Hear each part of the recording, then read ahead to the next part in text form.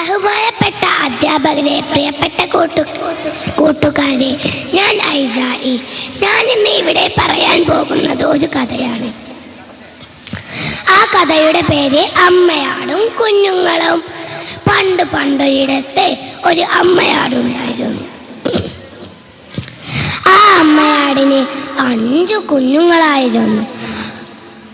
ഒരു ദിവസം അമ്മയാട് തീറ്റ തേടാൻ പോവുകയായി. കുഞ്ഞുങ്ങളോട് പറഞ്ഞു, ആര് വന്ന് വിളിച്ചാലും വാതിൽ തുറക്കരുത്. ഞാൻ വന്ന് വിളിച്ചാൽ മാത്രം വാതിൽ തുറന്നാൽ മതി. അപ്പോൾ കുഞ്ഞുങ്ങൾ മറുപടി പറഞ്ഞു, അമ്മയാണ് എന്ന് ഞങ്ങൾക്ക് എങ്ങനെ മനസ്സിലാകും? ഞാനൊരു പാട്ട് പാടാം, ആ പാട്ടു കേട്ട് വാതിൽ തുറന്നാൽ മതി. പുന്നാര മക്കളെ, തലവീർത്ത മക്കളെ, പുല്ലിൽ കളിക്കുന്ന അമ്മതൻ പൂക്കളെ, സാക്ഷിയായെടുക്കുവിൻ, വാതിൽ തുറക്കുവിൻ, എന്നെ ഉള്ളിൽ കയറ്റുവിൻ. അമ്മ പോയി. കുഞ്ഞുങ്ങൾ വാതിലടച്ചു, സാക്ഷിയിട്ടു. കുറച്ചു കഴിഞ്ഞപ്പോൾ വീടിന്റെ അടുത്തുള്ള വലിയ നാവൽ മരത്തിന്റെ പുറകെ ഒരു കുറുക്കൻ ഇതെല്ലാം കേട്ടിരുന്നു.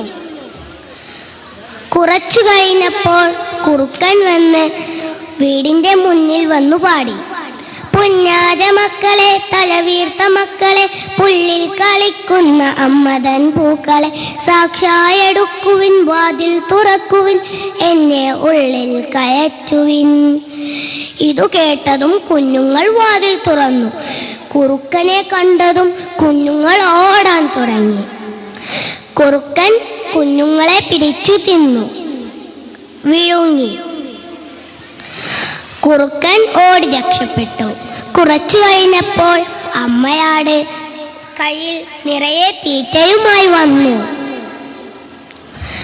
എന്നിട്ട് വീടിന്റെ മുന്നിൽ വന്നു പാടി, പുന്നാര മക്കളെ, തലവീർത്ത മക്കളെ, പുല്ലിൽ കളിക്കുന്ന അമ്മതൻ പൂക്കളെ, സാക്ഷിയായെടുക്കുവിൻ, വാതിൽ തുറക്കുവിൻ, എന്നെ ഉള്ളിൽ കയറ്റുവിൻ.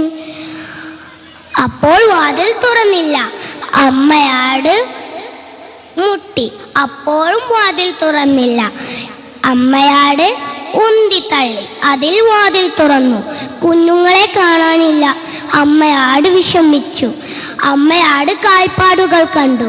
ആ കാൽപ്പാടുകൾ പിന്തുടർന്ന് അമ്മയാട് കുറുക്കനുള്ള സ്ഥലം എത്തി. അമ്മയെ കണ്ടതും കുറുക്കൻ ഓടാൻ തുടങ്ങി. അമ്മയാട് പുറകെ ഓടി കുറുക്കന്റെ വയറ്റിൽ കൊമ്പുകൊണ്ട് കുത്തി. അതിൽ വയർ പൊളിഞ്ഞു. കുഞ്ഞുങ്ങൾ പുറത്തു വന്നു. അമ്മയാടും കുഞ്ഞുങ്ങളും ഓടി രക്ഷപ്പെട്ടു. കൂട്ടുകാരെ, ഇതിന്റെ ഗുണപാഠം നിങ്ങൾക്ക് മനസ്സിലായോ? ഏത് ആപത്തിൽ നിന്നും നമ്മളെ രക്ഷിക്കാൻ നമ്മുടെ മാതാപിതാക്കളാണ് ഉണ്ടാവുക. അതുകൊണ്ട് മാതാപിതാക്കൾ പറയുന്നത് അനുസരിച്ച് വളരണം. നന്ദി.